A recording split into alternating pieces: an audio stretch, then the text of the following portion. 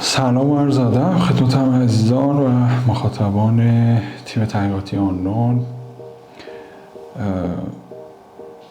اومدم یه خبری رو خدمتون بدم.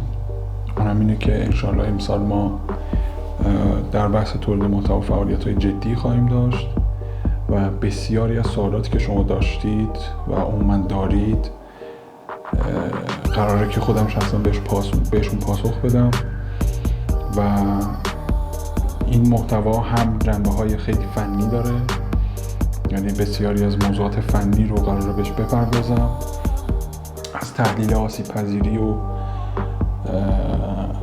به نوعی مباحث تکنیکی تاکتیکی تا مباحث راهبردی، اقتصادی، پیش نیازی، اینها رو مد نظرم هست که انشالله هم حالا خودم هم دیگر عزیزان در گروه تحقیقاتی تقدیمتون کنیم.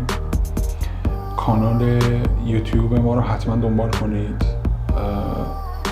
اصل این محتوا تو یوتیوب قرار گرفته میشه، یه نسخه هم توی آپارات میذاریم و توی اینستاگرام هم محتواهایی براتون خواهیم داشت.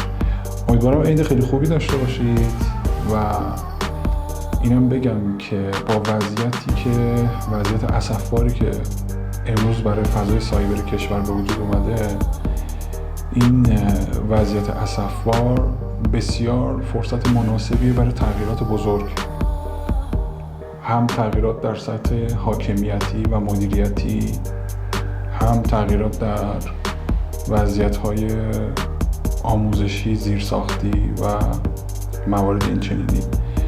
لذا بهتون پیشنهاد میکنم که اگر علاقه‌مند این حوزه هستید فعالیت جدی و حرفه‌ای خودتون رو شروع کنید، ما هم کمکتون میکنیم و تارگت های بسیار بزرگ و قوی رو داشته باشید در این حوزه.